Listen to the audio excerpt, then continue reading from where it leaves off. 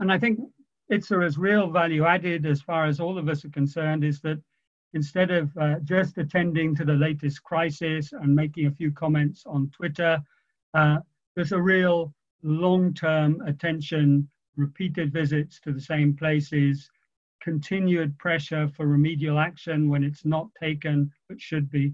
So I hope you'll agree with me by the end of today's session that the Institute is playing a really valuable role. I'd like to hand over to the director, Lisa, and wish you all well, both today and in your future work. Thanks very much.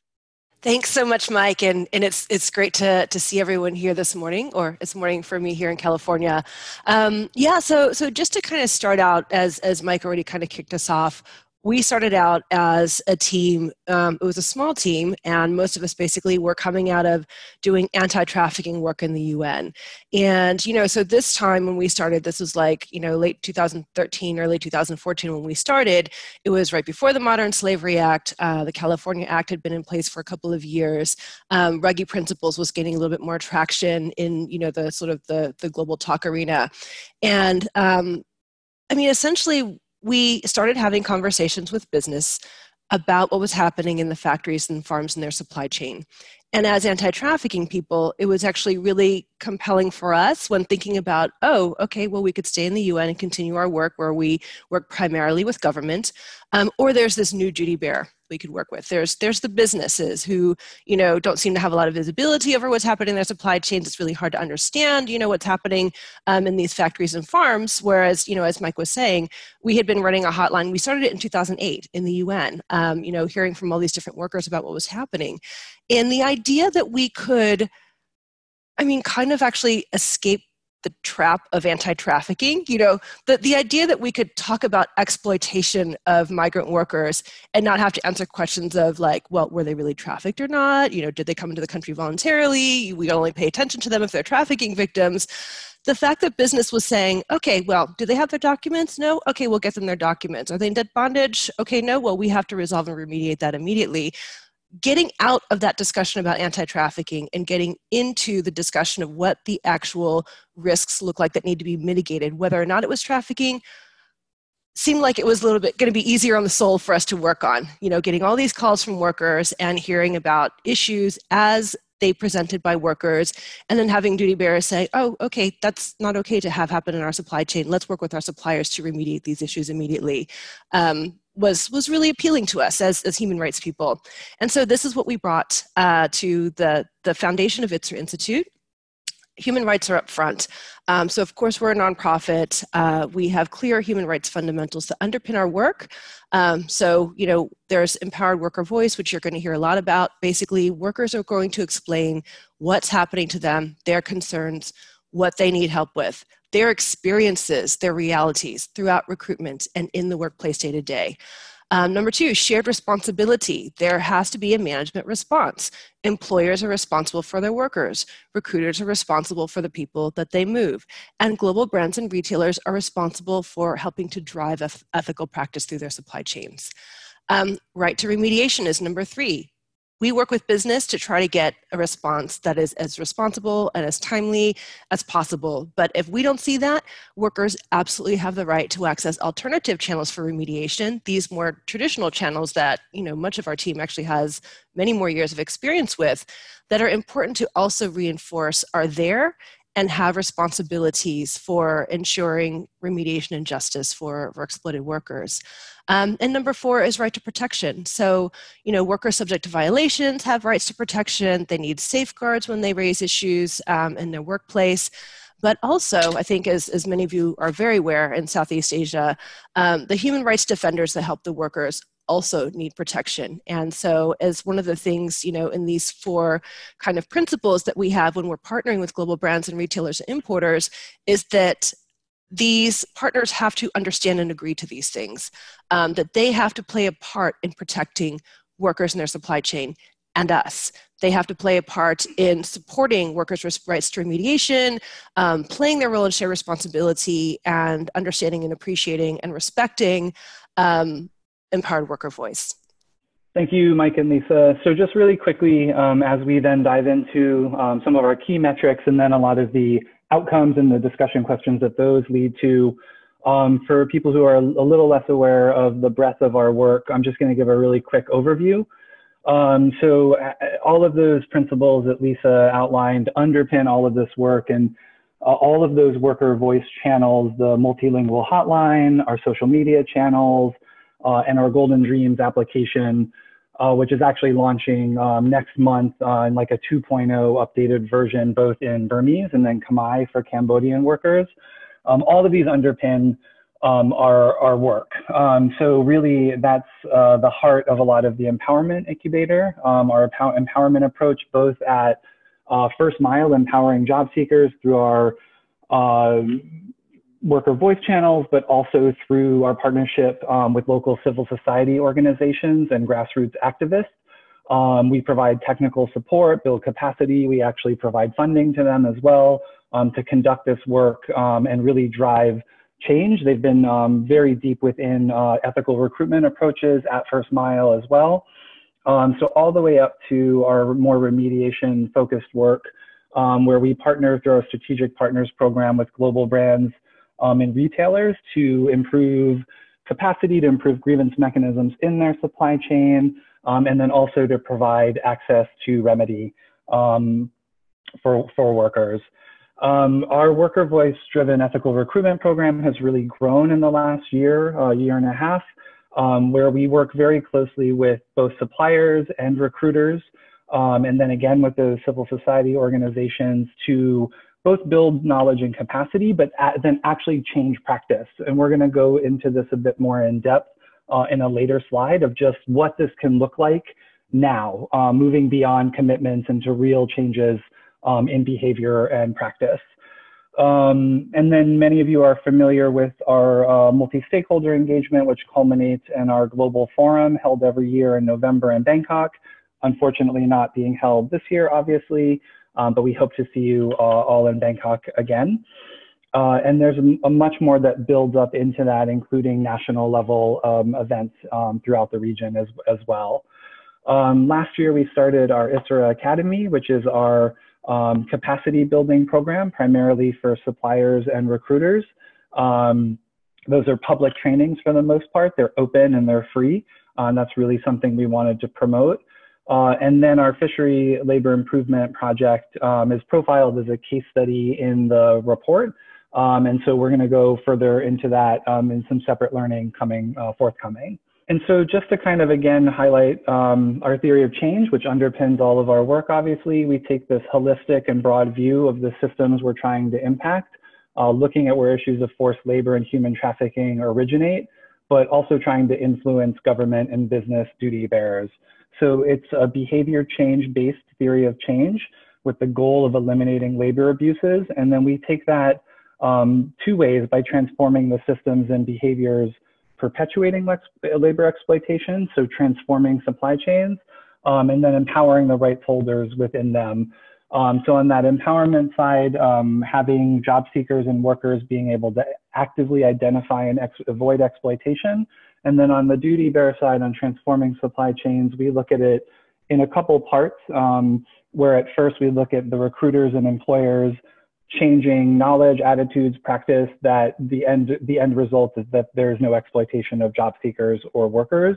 And then all the way up to that enabling environment with our global buyers and governments actively stopping exploitation and trafficking within the scope of their responsibility. So just to kind of preface this, this has been our theory of change for a little while, but it really underpins the report and then all of the additional findings that we're going to share as well. This key metrics page is part of the report, and then it's also a separate download on the report landing page on our website with an accompanying organizational metric sheet as well. So again, we want to tie this into our measuring behavior change, so looking at how this ties into our theory of change. But we can see just these are some of our kind of more foundational key metrics. And then next, we're going to go into some of these other deeper outcomes and effects that we're seeing emerge and how we're measuring those, and then how we can even more rigorously measure and demonstrate their impact in the future. So you can see that there's been a rapid growth of our worker voice channels. In 2019, our worker voice channels, so the helplines in Thailand and Myanmar, social media, and Golden Dreams application, in 2019 alone, they received over 85,000 calls and messages. So we're reaching a lot of workers at a greater and greater scale. Our social media presence is growing, which is really important because that's how many, many workers access information through Facebook, it being free to use and download things in the region. And then on the transforming supply chain part, this is also clearly tied to worker empowerment and worker power because they're actively driving the remediation in their cases that they're raising the way that they want to, with the support that they want.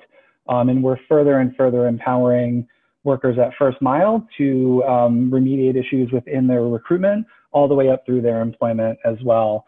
And so you can see here that in 2018, we supported the remediation of over 45,000 cases that came forward through our worker voice channels. In 2018, over almost 8,500 of those met the definition for forced labor. That's within a growing number of industries for us, which has been really, I think, helpful for our place to be able to benchmark across different industries that we cover and we work within and partner within.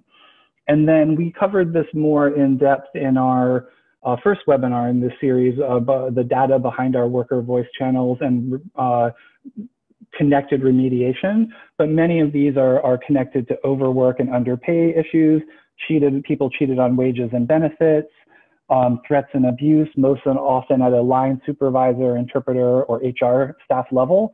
And then really a large number are connected to debt bondage, most often originating from the labor recruitment process.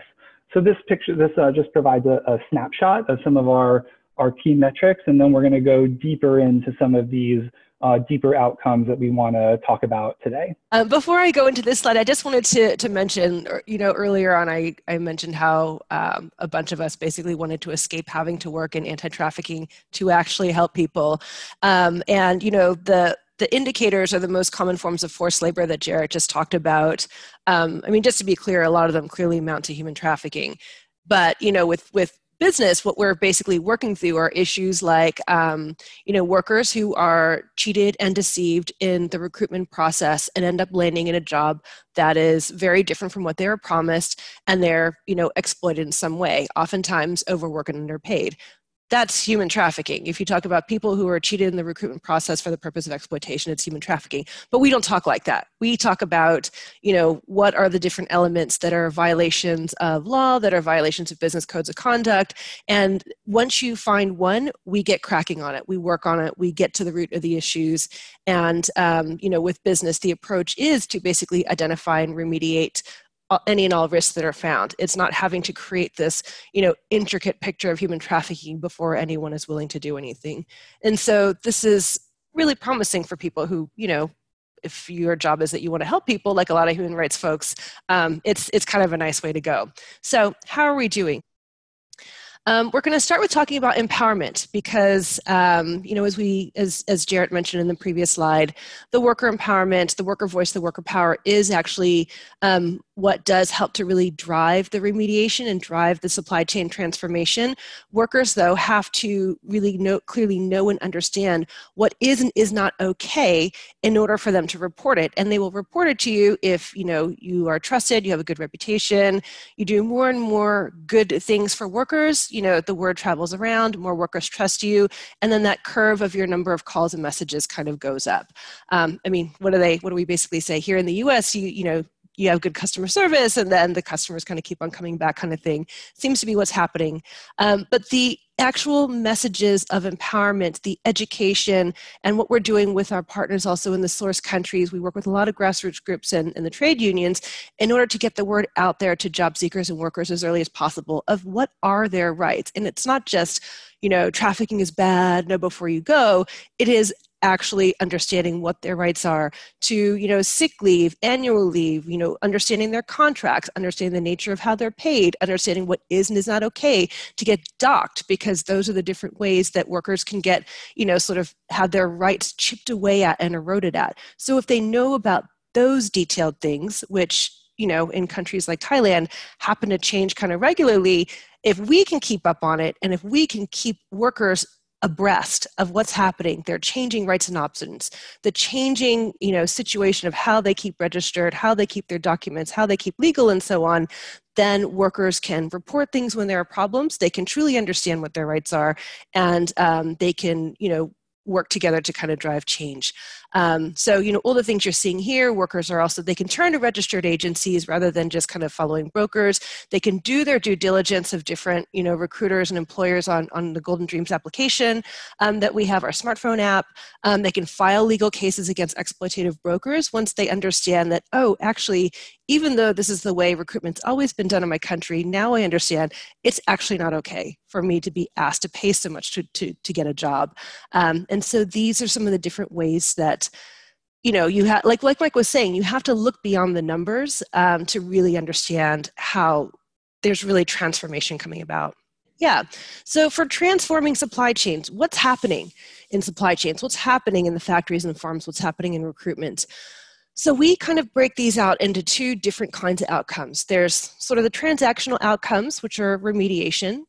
So, when you have workers who raise issues, oftentimes it's groups, oftentimes, a few different workers will come together and raise issues with us that, more and more information comes out, and you find out that there are hundreds that are, affected in similar ways. We're often finding, as Jarrett said, the overworked and underpaid. We see a lot of forced overtime. Workers being cheated on their wages and benefits like sick leave. They're told they have to present, all this documentation to prove they were sick, otherwise they get unpaid. That really adds up. They're promised a daily wage in their recruitment, but then when they arrive, they're told, oh, you get paid per unit on a target system, threats and abuse, debt bondage. But the systems change is also important. We don't want to just kind of remediate affected workers, but then not actually acknowledge and talk about and address what are the root causes that cause those issues to begin with, and snuff those out so that more workers aren't harmed again and again. And this is harder. This is actually harder. And it's been really quite important, as jumping down to the third bullet, for us to have partnerships with global brands and retailers to be able to sustain kind of a sincere and committed conversation with some of their suppliers about how remediation is important, but we actually have to change some of these systems that perpetuate abuse. And as you see in the second bullet, we see all different kinds of systems weaknesses. We see a lack of capacity of HR. They don't know how to, recruit workers. They don't know how to process their documents. They just find some kind of agent who will do it, who charges exorbitant fees to the workers. They sort of turn a blind eye, or even worse, they get kickbacks. We do see corruption in HR. We see some pretty poor enforcement and execution of investigations and disciplinary action. All of these things, basically, it's really nice, again, having the opportunity to work with business, with global brands and retailers to say, we've got to turn this, HR inside out. We have to really work with your suppliers to accept that it would be good for them in the long run to really work on their capacity and root out some of these weaknesses, or else they're going to come up over and again. We'll be talking about some issues later on about how and why that's been challenging. I think a lot of it being kind of rooted in the fact that a lot of these are, the factories and farms where we work are ones that have been exporting to places like the US and the UK for a long time. They've been subjected to numerous audits that say that everything is totally fine there. And so these are some of the issues that, we've been really kind of grappling with, and I want to, hope that we have time to talk about this later on in the presentation. And I'm just going to go over really quickly some in what Lisa was describing in transforming entire systems.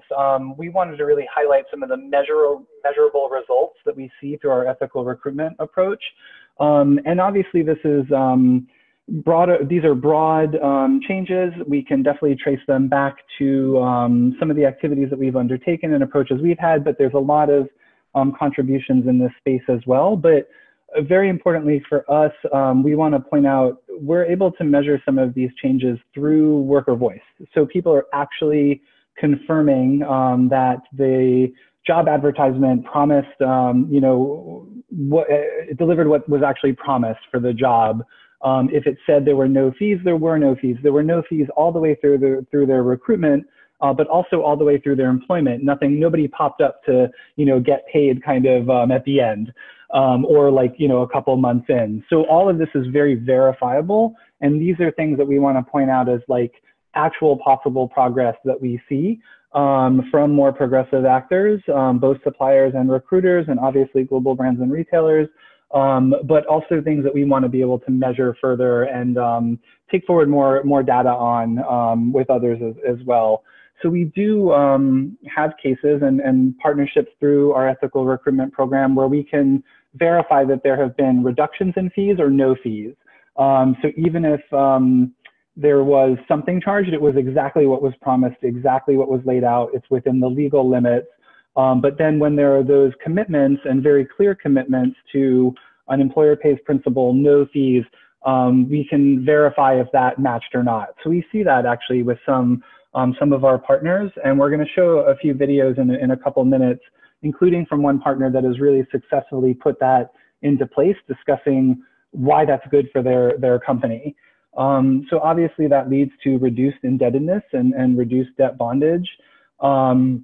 We do obviously see this trend of repayment remedy of recruitment fees is really out there now, and a lot of those efforts are really, really great, and you've got to be able to do it rigorously in a very fair way, and then verify that repayment was satisfactory and actually done correctly. So we do have these examples of this as well. And then the others I'm just going to flash up, but a lot of them relate to improved transparency. So getting what you were promised. We are putting out some research later in the year that we started and presented on in our global forum last year of why workers leave jobs, why workers turn over. And really one of the #1 things was not getting what they were promised. It was very unclear. It did not match when they arrived, the wages, the overtime, the conditions, all of that. So these are the ways that we see these improvements. You actually have written service contracts. You actually have a relationship between the supplier and the recruiters. All of these strengthened enforcement of company policies. So we're going to go a little more in depth into this as well, but I also want to pause because there was a good question that would then take this to a next step of if we've worked with brands to adapt purchasing practice to integrate the costs for these for an employer pays principle. So Lisa or even Tim, I'm not sure if you want to address that now or sort of address that later on. But yeah, I thought it would be a good place to pause and note that question.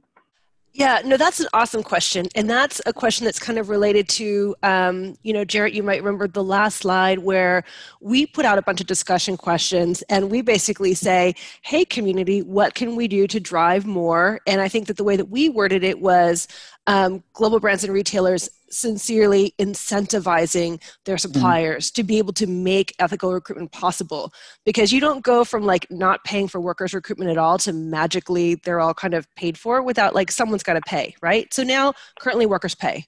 Yes, that's the way it is in Southeast Asia. So then how do you make that switch? If a factory has 200 workers, 200 times X number of thousand bought to recruit them or whatever.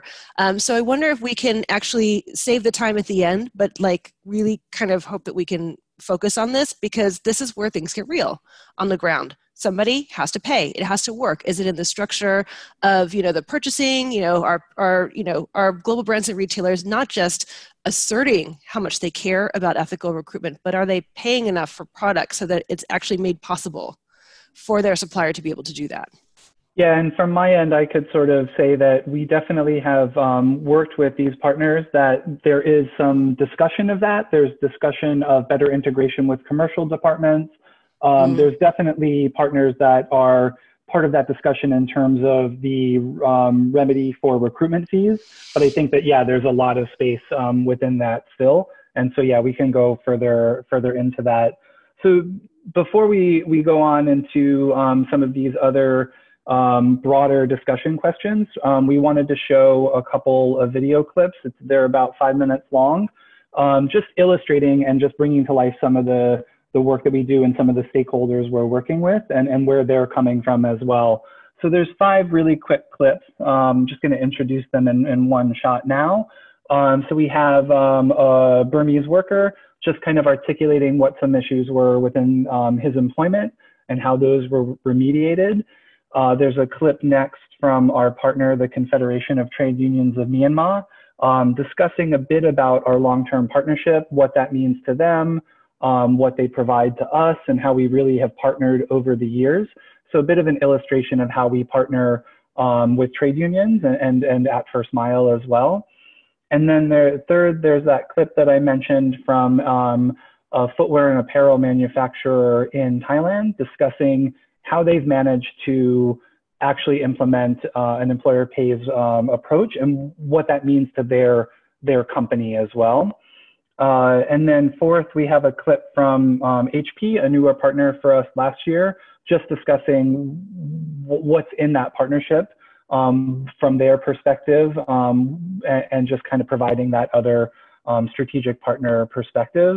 And then just finally, another clip from a couple of workers in the agricultural sector, just articulating some of the issues that came up for them as well. So I'm just going to play these now. And again, it's about 5 or so minutes long.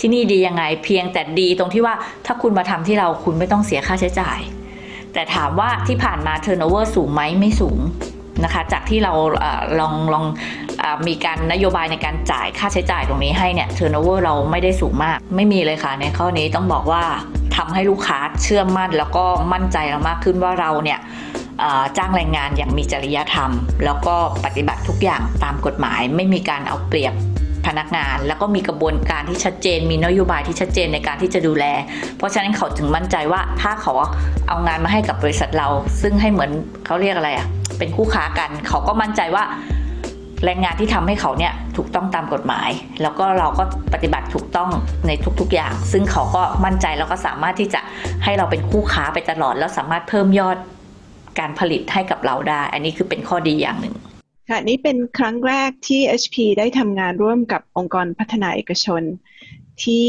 ได้ใช้เรื่องการรับฟังเสียงของแรงงานมาตรวจสอบการสรรหาและสภาพการทำงานในโรงงานที่แรงงานเผชิญนะคะความร่วมมือในครั้งนี้ช่วยให้ HP และพาร์ทเนอร์ใน supply chain เนี่ยสามารถระบุความเสี่ยงและปัญหาที่เกิดขึ้นนอกจากนั้นการทำงานกับอิสราเนี่ยช่วยให้เราสามารถบังคับใช้นโยบายและหลักจรรยาบรรณของเราได้ดียิ่งขึ้นและช่วยให้พาร์ทเนอร์ใน supply chain เนี่ยมีความตระหนักถึงปัญหาแรงงานข้ามชาติมากขึ้นและสามารถระบุจุดอ่อนของระบบการจัดการในโรงงานอย่างเช่นการสื่อสารนะคะและสามารถลดอุปสรรคในการสื่อสารระหว่างบริษัทโรงงานและแรงงานအလုပ်သမားတွေကိုအဝတ်စားကို၄နှစ်တည်းလည်းနှစ်စုံပဲလေ။နဲ့အဲ့နှစ်စုံကိုပဲအလဲလဲဝယ်ရတယ်မိမိတို့လိုချင်တာရှိရင်သူကအဝတ်စားနှစ်စုံနဲ့မွေးနိုင်ဘက်ကိုဝယ်ပေါ့။အဲ့လိုမျိုးလူတွေကလည်းဒီအေးစားရအဖွဲ့ကိုပြောကြတယ်လေ။လိုမျိုးပေါ့အလုပ်သမားတွေအဲ့တော့လည်း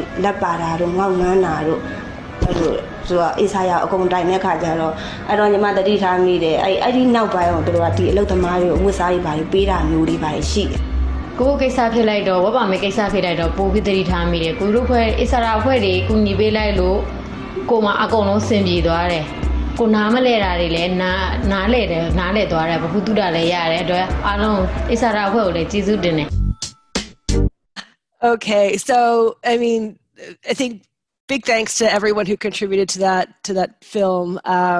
As you know, we're still kind of getting through the COVID situation in Southeast Asia. And so a lot of those contributors actually had to film themselves from home. You saw selfie videos and so on, and then contribute them. So we're really grateful for that. So what does all this mean for Issara going forward? So we have 5 points here, and then we're going to lead into some discussion, which I hope you guys can all sort of be a part of. The first thing that we notice is, so this behavior and systems change model for empowerment and transforming supply chains, it's showing impact and addressing a clear need. We feel like it's a good match for our mission and the skills of our team. So our team is essentially, we have about 30 people based in Southeast Asia and a sprinkling in the United States and the UK. And for us and for our mission, for our board of directors, this is a good niche for us to be in. We see that the impact is good enough to, there's enough here for us to understand what's working, what's not working, how to refine, but basically the idea of partnership with global brands and retailers to really engage in a meaningful way with their suppliers and recruiters to raise worker voice as a central element to help us understand what's going on and what needs to be reformed and what needs to be transformed is a promising way forward. Number 2, it's worth focusing on developing and offering better systems and practical roadmaps for duty bearers to adopt. Duty bearers, of course, mostly being the different forms of businesses that are involved in the supply chain here. So practical roadmaps and interventions for duty bearers to adopt. Who will adopt and who will not? This is part of the discussion that I hope that we're going to have in the next slide. We really need to talk about how to incentivize positive behavior. For those of you who go to a lot of the different international conferences on responsible sourcing and ethical trade and so on, you know that there's been many years of talking about ethical supply chains, talking about ethical recruitment, talking about zero fees recruitment, but we don't see an awful lot of it. And, when it comes down to really working with suppliers, you see that suppliers are basically constrained. You cannot just tell them, oh, let's absolutely turn upside down and dramatically increase the cost of recruitment of workers, but let's pay you the exact same thing and have the exact same structures for, our different orders and so on. It doesn't work that way. So we need to talk about this. Number 3, more lessons learned, trainings, analysis. This multi-stakeholder sort of approach that we have, and that you heard our colleague from the Confederation of Trade Unions in Myanmar talk about, when a lot of different stakeholders come together to kind of share honestly about what our realities are in dealing with labor exploitation and supply chains. And when we all can connect to worker voice, what are the workers saying? What are they experiencing? We found that there's a lot of good that comes from this. So, for the global forums, it's unfortunate, of course, that we cannot have, one this year because nobody wants to get together in a hotel room these days. But, we do need to keep finding ways to connect, what the workers are saying and experiencing with, getting them together with like senior government officials and with global brand and retailer representatives, creating space for recruiters to say, well, here's what it's like for me, having space for suppliers and industry associations to say, well, here's what it's like for us. Here's the situation that we're between. Here's the rock and the hard place. And for us to be able to kind of use that and worker voice as a starting point for, practical ways forward. Seems like a space that we want to continue to try to kind of cultivate and make space for real conversations and action. Number 4, working with businesses that are committed to drive supply chain improvement and remediation, but still continuing to partner with our older friends, the unions, advocates, and NGOs, for when businesses do not, because this is still a common occurrence. There's this rub that I talked about earlier about how global brands and retailers have a lot of experience in, working with audit data. Audit data is essentially where, a third party, most likely a third party, sometimes it's not, but goes into a factory, assesses the situation, and if there are any red flags that are detected from the way that they pick up that information, that goes back to the global brand and retailer, who expects the supplier to be able to resolve the issue and provide evidence of it. In no case, in no time, are workers ever called on to verify and validate that exactly is what the situation was, or that the problem was resolved. And so this is a real rub when all of a sudden, suppliers, global brands and retailers sign on with Issara Institute, their suppliers are sort of brought into this kind of worker voice system, their workers start raising issues, and the employer says, that's not happening. We just passed the audits. We don't have problems. And it must be a misunderstanding of the workers. They don't understand anything. They're not very educated, or whatever they say. These are issues that we need to talk about. And so, this last bullet is, we hope to be able to see further engaging business and on-the-ground organizations together meaningfully and in the long term to ensure sustainability of good practice. So this is, just to kind of call out that, back in my UN and NGO days, and probably many of yours as well, you created programs, you crafted, programs and interventions and projects and so on that, aim to be able to kind of create change over time, demonstration effects, all the, whatever, if it was relatively shorter or longer term. But in no case did we ever think that everyone involved was going to be able to totally turn a situation around in 12 months. And this is something that I think a lot of other kind of development actors like us, a lot of other nonprofit actors are seeing now, so more so than, 10 years ago or whatever. There's a lot of 12-month grants going on. There's a lot of expectations of quick change, and it doesn't really acknowledge the really entrenched risks and kind of exploitative systems that we're really trying to disrupt and displace. So on that bright note, we come to the last slide. Jared, please. Oh no, this is the next to the last slide. So as an example of, what do we mean about kind of practical roadmaps for business and other partners to really kind of jump in and get wrapped around? We wanted to call out the issue of ethical recruitment, no fees recruitment, zero fees to workers, whatever you want to call it. It's not just about the fees. It's about really, standing up for fair and dignified treatment of everyone in recruitment, underpinned by legal and transparent agreements. And so, I think that what our experience is that business does well, probably as most of us, with clear roadmaps and observable indicators, but they need more than just targets for what to achieve. There is a need for technical assistance, I think certainly in Southeast Asia. There's a need for kind of ongoing coaching and support, validation of what's going on and how things are changing from worker voice. There needs to be time, and there actually still needs to be quite a bit of motivation and incentivization to change from the status quo. And so what we see here is kind of a little bit of a rainbow progression of the ways that we would like to see, all of us in the community kind of stand together to really look at ethical recruitment more critically and to think about how can we set up really kind of concrete milestones and indicators for progress. Because, frankly speaking, the discussions about ethical recruitment up until this point, which have been going on for years in the global stage, are just really, they're too ethereal. It's too much like we're going to change everything within the next 10 years. It's just like, okay, so where are we now?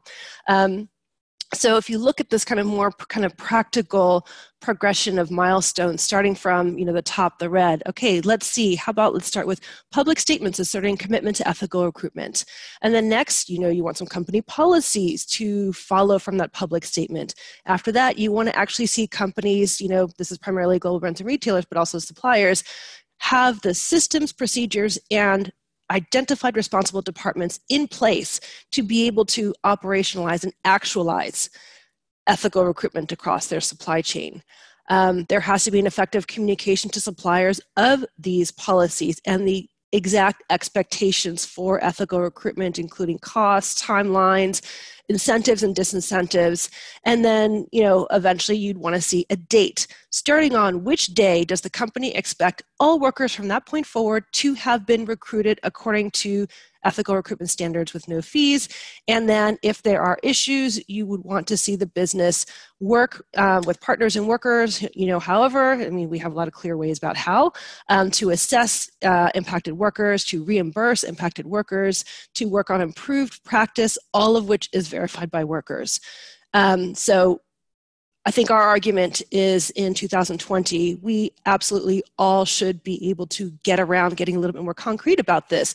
And if a business identifies themselves as maybe being still in the red or orange, that's fine. But at least you have your milestones, you have some targets to kind of wrap around, and there's considerable practice on the ground for how to move from red to orange to yellow to green and so on. But without this very kind of concrete sort of progressive roadmap kind of thinking, things just don't happen.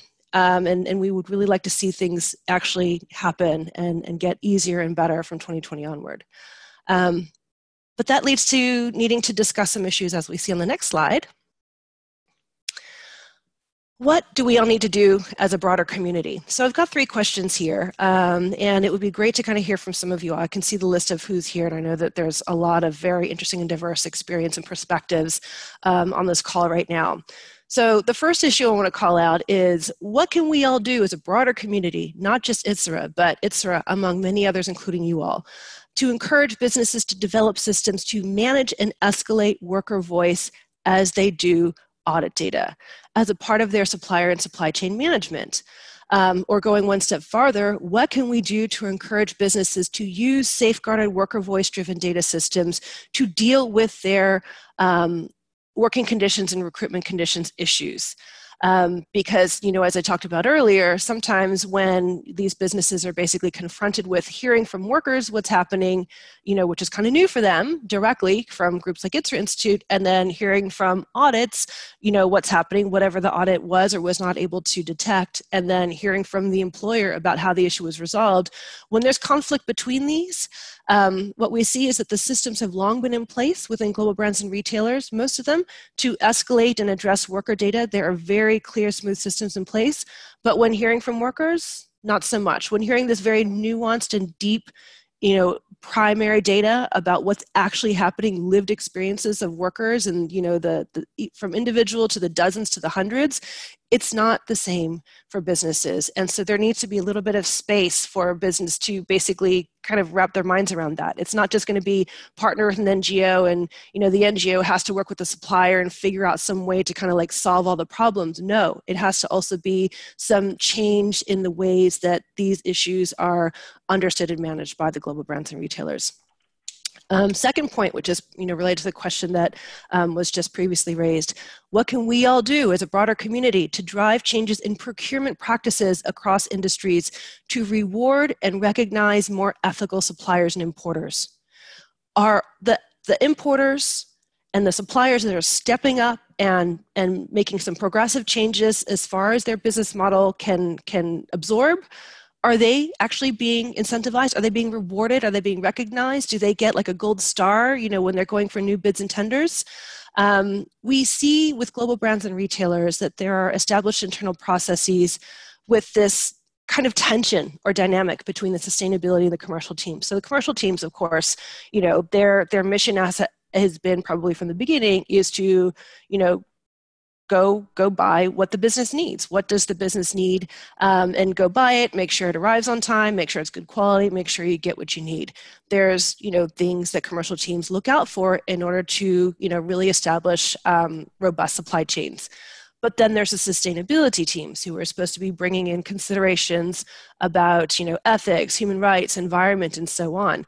So champions have shown us what is within the realm of possibility. Everything that we just talked about that we've been able to achieve with our business partners has been able to be achieved because business partners have been able to step up on certain issues. But particularly when it comes to, ethical recruitment, for example, basically making sure that the workers that are in the workplace in your supply chain actually isn't the job that they were promised. They weren't sort of duped into something better or different and then kind of ended up in this job, that all of the terms and conditions are exactly as they were promised, that they're not debt bonded. How are we all going to get businesses to step up and pay for ethical recruitment down to the first mile? So you got to meet in the video earlier some, our great trade union partners, some grassroots groups, and recruitment agencies are working together to do some pretty cutting edge work to ensure that ethical recruitment, they've tried out this experiment. Is it possible at the first mile? Are you able to identify and root out all that kind of shady informal brokering from the beginning? Yes, you can. I mean, especially with technology and all these sort of young folks in the villages, they're on smartphones, they're on Facebook, they're on Golden Dreams. That's not the hard part anymore. The hard part is that very few are stepping up to pay for it. So if you have suppliers that basically according to the laws in Myanmar, Cambodia, Thailand, workers absolutely can be charged certain fees that are related to recruitment. They can, and they, for the most part, are. They are charged these fees, and because there is space to be able to charge fees, there's all these other kind of gray fees that are sort of in there as well in many cases. And what that basically means, of course, is that the cost to suppliers up until this point, for the most part, has been very low for recruitment. And so the notion that all of a sudden these employers, for a factory of just, 2,000 people or whatever it is, should go from paying very little to go for paying, a few thousand baht, 3,000 or 4,000 baht per head, and then also, 2 years later, pay a couple thousand baht for, updating their documents and so on. That's a big difference in the business model. That's a big difference in what pricing should look like. But we're seeing very few stepping up to pay for it, despite all of the conversations about ethical recruitment that we've heard. It'd be great to hear from some different folks out there about what more we can do as a broader community. And, for whatever we can talk about here, as well as, in future discussions, big and small, we really hope that these questions are kind of a central focus for discussions in the coming year or two for the responsible sourcing community. Thank you, Lisa. I think just we have time to hear from anybody else, answer any other questions, hear any reflection on some of these, big picture questions that Lisa has raised. And we're also happy to follow up after this webinar as well with you individually. So if anybody would like to share anything or ask any other related question, we can open the floor up as well. Hi, this is Tim. Jarrett and Lisa, we've got a question via the chat box that maybe one of you can address for us. So it's been asked that when Issara moved their focus, which was more or less entirely on seafood and seafood related industries to other industries, for example, electronics, apparel, etc. Were there any notable differences or new challenges with new industries in achieving impact?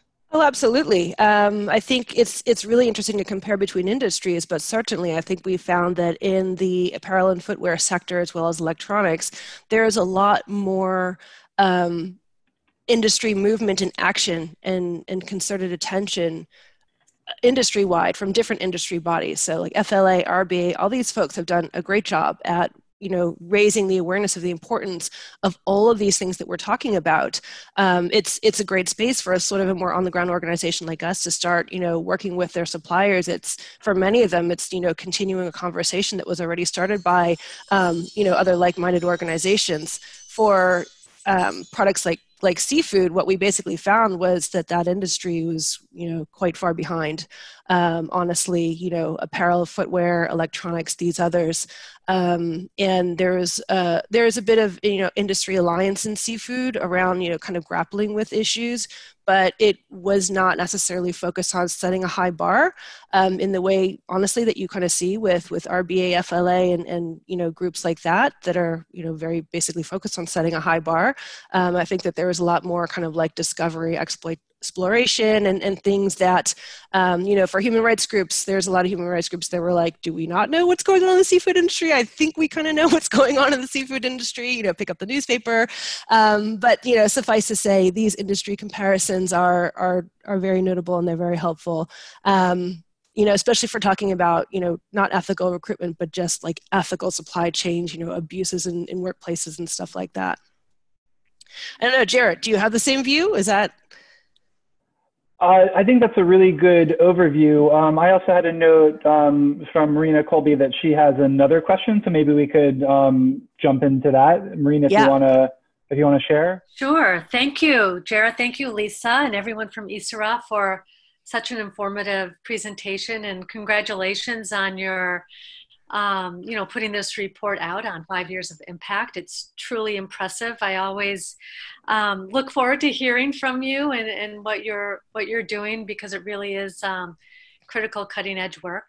And I really like the way that you're, what really stood out to me was in terms of transforming supply chains and how you're talking about transactional remediation, and then as well as systems change and all the challenges relating to both. And my question right now is, I'm thinking a lot more about that transactional remediation in terms of how are we making aggrieved workers whole? And I know that you have a lot of experience with this and, working with your partners. But I also know it's really challenging in terms of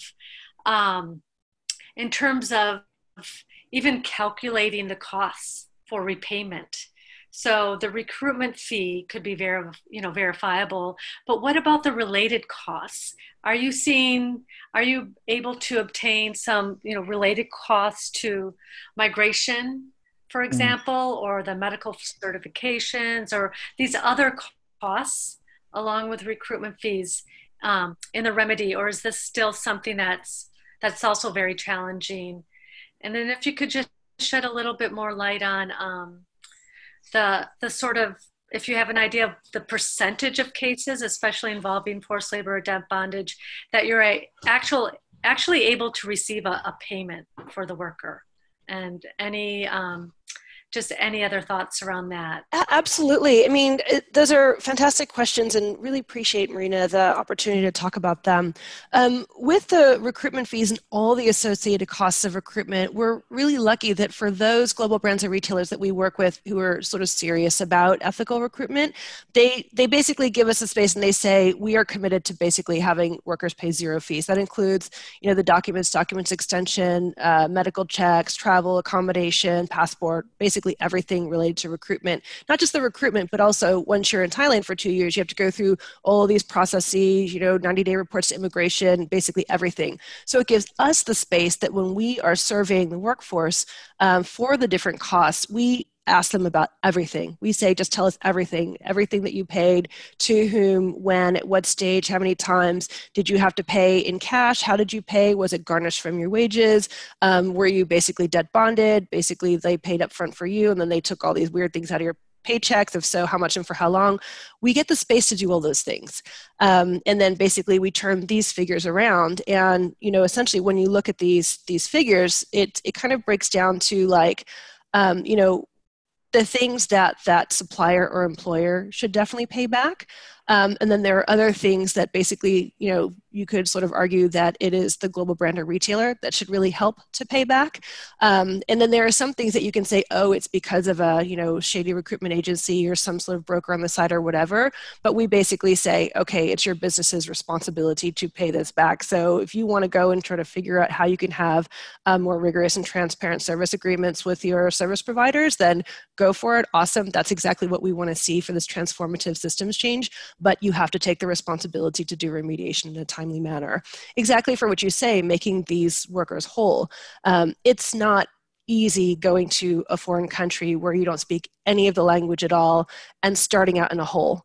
You know what I mean? Having to work months until you be able to work that back. It's like we absolutely have to really get businesses to be a little bit more serious about really eradicating debt bondage from the recruitment practice. Even if ethical recruitment and total zero fees is a goal, I would love to see us all be able to have more serious commitments around that. For the percentage of forced labor and debt bondage that is paid back, we actually kind of track it in a little bit of a different way. We basically kind of track everything where, basically when there are abuses against workers, there are some things where workers should get paid back and there are some things where they shouldn't. And so we track those things. I actually don't have in front of me like what the percentages are, but I do kind of want to call out the importance of things like, if workers are basically cheated on their benefits or their annual leave or their sick leave or things that kind of maybe sound mundane, especially the trafficking people, but, to labor people, they're like, yeah, all this stuff is important, or at least that's kind of been our experience. These things are all really important to workers. And so, if workers present to a worker voice channel and say, here's my concerns, and you help them to pay that back to them, as well as others in the workforce who are affected, who maybe, weren't able to kind of call or were not brave enough to call or whatever, it all absolutely needs to be, you know what I mean? Like it all counts. And especially when we're working with businesses that maybe are being a little bit reticent or they're kind of like nervous about working with a nonprofit, when they start doing these good things like paying back, kind of cheated benefits or something like that, and it's, a few $1,000s or something that's relatively small compared to what one would expect for some bigger issues, they feel good about it. Their buyers feel good about it. Their workers feel awesome about it. Like, oh, wow, my employer actually listened and they paid me back. And it's, $50 in my paycheck more, but that's a lot to me. And I totally appreciate that my voice was heard. So these things are kind of important as well, which is sort of why we track them in a little bit of a different way like that now. Great, thank you. I also look forward to you mentioned the launch of Golden Dreams 2.0. Yes. So everyone is so busy on it now. It's very exciting. We will definitely be keeping everybody up to speed on that. Yeah. Thank you. Great. Thank you. Thank you, Marina. I think at this stage, if there are any other questions or points, people can feel free to jump on. But again, if you have other questions, you can always send them forward to us afterwards too. Hi, this is Felicitas. Thank you so much for the presentation. It was really helpful, and I love these discussion questions you have on there. And just to say, especially on the first one, I think we're really trying to get investors to ask companies these questions more to sort of adjust benchmarks we're working on, but also thinking if there's any ways to get some of these things into legislation in the EU. But was just curious, I really enjoyed the fact that COVID wasn't mentioned at all during this webinar, but I was just curious if you feel that meant that you had to change your approach, to what extent engagement with companies and suppliers, changed, maybe got harder. Yeah, just if you shifted in any way or shape or form in terms of how you're approaching your work. Thank you. Yeah, we also enjoyed a COVID-free exercise for a little while, presenting, really this report over the last 5 years. But here we are. Our approach in many ways has become more important than ever. Our worker voice channels throughout the whole onset of coronavirus all the way through today have just spiked, with people being terminated, being furloughed, unsure about their rights, recruitment suspended, borders closed. So those worker voice channels have still operated in a more even intensive way. And then really trying to put out information coming from lots of different great publications and great material out there, and then adding our own in or translating them into relevant languages for workers in our region. And then the remediation aspect with our partners has really continued because we have that trust and that relationship. So we're still hearing, we're still meeting over Zoom, we're still verifying improved conditions, repayment by workers. So all of that has really continued to function, but we have so many open questions, of course. You have cases spiking in Myanmar and Cambodia right now. Recruitment is still suspended. And so there's a lot of open questions for what that means going forward. There has been some really good pivots from the government in Thailand, allowing workers to extend work permits to stay. We just put out a paper on how employers can better enable workers to change jobs. So if they've had to be terminated or if their MOU contracts have not been renewed, ways that they could be supported to more easily change employers in Thailand. And so there are some of those options as well. So those are just some of the things that we've been thinking of. Obviously prioritizing the safety of our teams. We had done no in-person activities for a while. Our staff were working from home. That has now easing back in to some outside activities like the beta testing of our Golden Dreams application. So we're taking these very, very careful steps, but there's a lot of those remaining open questions going forward. And if I can, sorry, just add to what Jarrett's just said, Issara's October webinar will focus on some of the impacts of COVID on business in Thailand. It'll be presented by the team based in Bangkok. Unfortunately, these are long-standing challenges and questions. Incentivizing better corporate practices. All great questions on leveraging procurement practices, incentivizing. I think in the U.S., this is Marina Colby, currently work for the U.S. Department of Labor. And so I think in the U.S., what we're seeing is some positive impact in relation to our trade enforcement with through the CBP withhold release orders of goods made with forced labor, really leveraging that trade and economic issues to counter these exploitative practices. Yeah, definitely agree. I think that the Tariff Act and CBP have definitely gotten the attention of our global brands and retailers in the United States. Yeah. So I mean, if it would be great if all of these different conversations and pressure points just got a little bit more, do you know what I mean? Like coordinated or collaborated. I mean, for those of you guys who've, been to the global forums before, we basically try to make it be a platform for, everyone, have your say, what's working, what's not working. Let's kind of bring it all together. We can't do it this year, but I hope, between us and others, we can really sort of get it together a little bit because, Modern Slavery Act's been around for 5 years. The law, the California Transparency Supply Chains Act has been around for, even longer. We've seen great things coming out of, France and Australia recently and so on. Like, it's actually time to have a bit more, gritty and practical discussion, not just about, our aspirations for the future, but to just sort of acknowledge, okay, so we've talked about this for 5 years. Now what are we going to hold ourselves to practically and measurably? Lisa, this is Marina again. I don't want to dominate, but since it is silent, and I do have another question, and it's the supply chain management type of question around creating that safeguarded loop for worker feedback or worker voice in auditing processes, for example. Are you working with any partners that you feel confident that they have a strong feedback loop or mechanism for workers?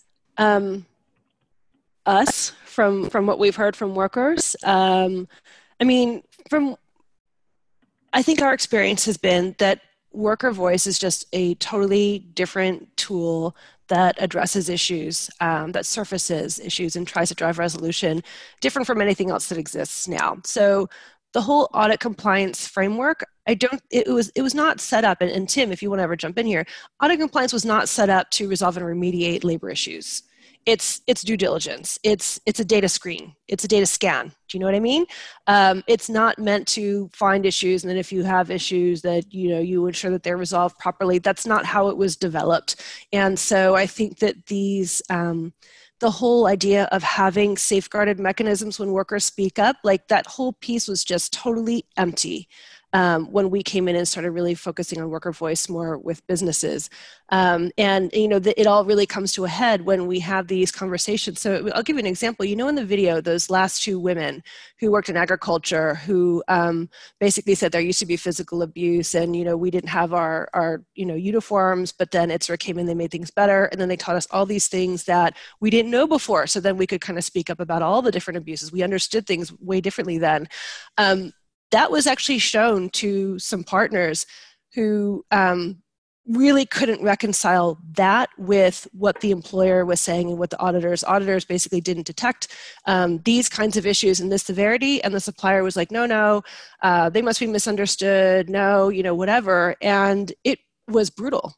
It was brutal. The businesses clearly did not have a mechanism that gave them space to be able to say, audit data and worker voice data may conflict. We should predict this. This should not be surprising. And it was basically like, honestly, I felt pinned against a wall to say, well, the workers say this, but the supplier says this, so what do you have to say about that? And it turned into this, he said, she said kind of thing that is just so toxic. And so it just made us sort of step back to say, okay, so the problem here is obviously there's a problem in the system, but it has to be acknowledged. There is something lacking in the system of some of these global brands and retailers that does not allow them to basically process these different kinds of information and reconcile them. And without this, you know what? I mean, honestly, workers get harmed and so do the people trying to protect them. Right. Well, thank you. This is Tim. If I can add a bit to that, having what I've learned working with Issara on worker voice over the last couple of years and 20 odd years working pretty closely with social audit in a corporate role is,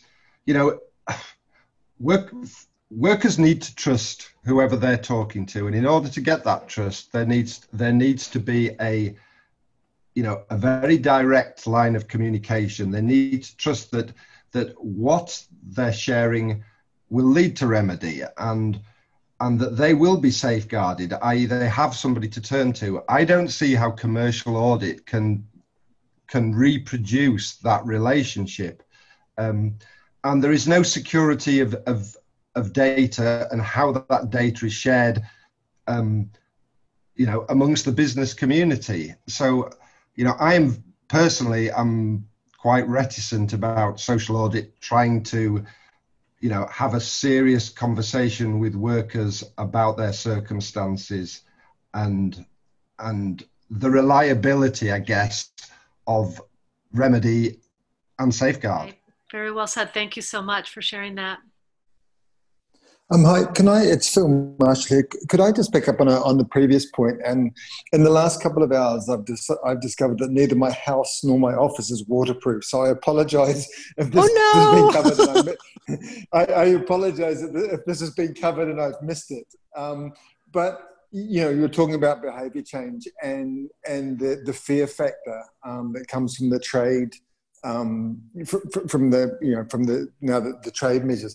But I was wondering if you could just talk a little bit more about, like, internally for businesses, what do you see as the main motivating factors and the main barriers to change? What are the things that are really generating the change, and what are the things, particularly internally, that are making it difficult to do so? Other than cost, obviously. Phil, another awesome question from Phil. I'm wondering if actually Tim, Jarrett, and I might have different perspectives on this. I'll jump in first.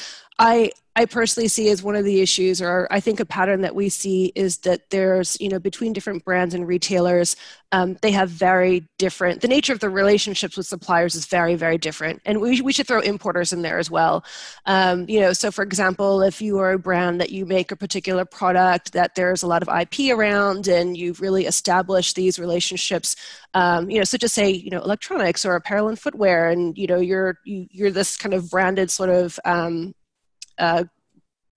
basically kind of global business, you have these long-standing relationships to generate these products that they're not kind of, low-cost products, typically. And there's the nature of that relationship. It's long-term.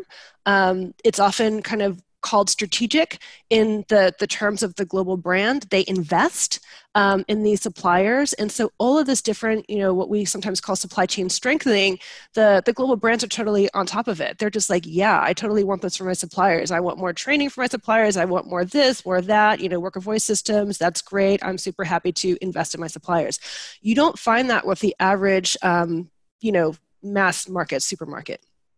The relationship's totally different. So, they rely on these, different importers, and these importers, they may be different kinds of specialists of different products. They themselves may have these very kind of long-term sustained technical relationships with the different kind of producers on the ground that are exporting products. And that's actually become really important and meaningful for us, these importers who really get the product, they get the industry. But it's really hard for them when, their customers are basically buying like 9% of whatever that producer produces and is switching around looking for cheaper goods from time to time. And the importers, having to kind of like go after bids. And, they are also, we have importers sign on with us as well as brands and retailers.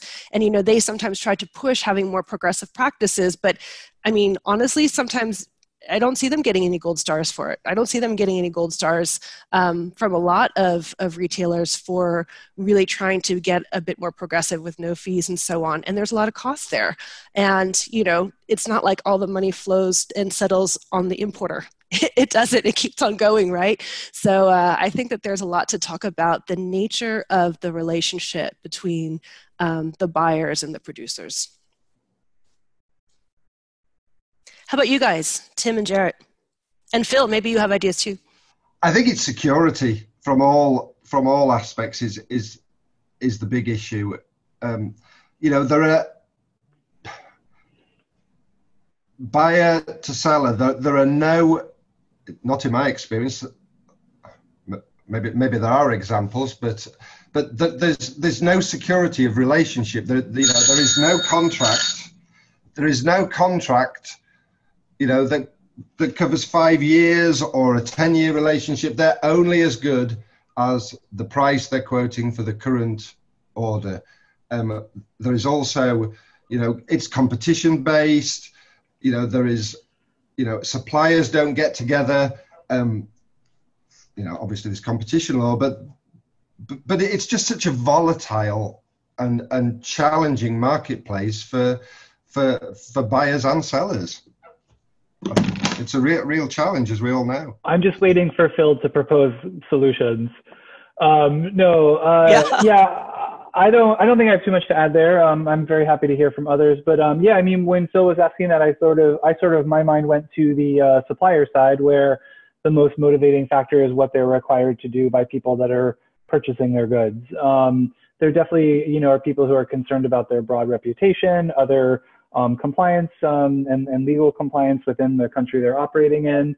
That really is what I went to, of thinking through of what Lisa had been presenting on where global businesses are on having not just the commitments, but a very clear outline for what an employer pays pathway would look like, or when it's good from. Those were things that really just came into my mind of like very motivating, very clear. This is outlined. This is what is going to happen. So I just kind of would add that bit of perspective. But I think I agree with what all my colleagues have said in the broad, kind of more global business arena. Thanks, guys. That was really valuable, and I'm I'm afraid I don't have any great solutions myself. I think, it's, as you guys probably know already, one thing for me is just the way we talk about this, and like the issue of not having slavery in your supply chain shouldn't be seen as an issue of ethics, as opposed to, it shouldn't be seen as an option. Obeying the law shouldn't be seen as an optional ethical thing. And I think that's, so some of these, while we obviously want to work collaboratively, also the businesses that want to change have to be operating on a level playing field. And I think, that's why some of the we do need, I think, some of that more stringent, some of those more stringent measures, like the trade measures in the background, to move a little bit away from it seeming optional to have workers in your supply chain treated well. No, I was going to say, everything that Phil says, it reminds me of something that we raised in the report, but do you remember all the kind of investigative journalism and exposés around, seafood in Thailand in 2013, 2014, even in 2015 when the AP did their, giant piece? I know business felt different ways about it. Is it fair? Is it not fair? Is it just talking about the worst? But it created pressure, right, for the businesses. And then all of a sudden, a lot of businesses jumped up and said, we're totally committed to this or whatever. There hasn't been that kind of sustained focus on uncovering the realities of human rights abuses, which, let's not try to shy away from it. These are human rights abuses that are happening to workers in supply chain still. And so we have kind of seen a little bit of, I think you could say just as time has passed from, all those investigative journalists and exposés and businesses kind of snapping up to meet the human rights challenges of the day, there's been a relaxing. There's been, I think it hasn't been a continued progress towards, systems change at the pace that we saw when those pressure points are on. So, as you say about CBP, Tariff Act, and, if there were to be some kind of continued focus, I think, for us, it's we don't do the sticks. We kind of do more of the carrots and sort of like that technical, behind the scenes work to basically really make worker voice a safe reality. But, I think that all of this as a larger system, we do have to kind of acknowledge that sometimes you do need to really kind of incentivize driving those incentives and disincentives. Hit the nail on the head, level playing field. And maybe, through COVID, through everything we've seen over the past few months, Black Lives Matter, it's all about trying to level up the playing field. And maybe things are beginning to change. I don't know what other people think. Yeah, certainly. I'm looking forward to a couple of years later having more Gen Z in the anti-trafficking and labor responsible sourcing space, because they seem to not mess around as much as maybe the rest of us have. So yes, this new kind of sort of energy around like fairness and equity and so on. I think we've all sort of, generation to generation been kind of like fighting the fight and pushing things forward. But I think that we definitely need to kind of keep stepping it up. Yeah, thank you everybody a lot. It sounds like maybe that's a good ending point, Lisa. Is that okay? Of stepping up? I think that's a really good ending message. We're like, we oldies have done the best we can. Can't wait for Gen Z to save us. Okay, bye. Yeah. I think we all have a little while to go, but I'm really grateful for everybody. It's been like really interesting just to stay on and actually be able to have a discussion. It's really engaging. So thank you everybody for joining us so much. We're going to share out some of the parts of our presentation. I'm going to seamlessly edit that video to make it very good.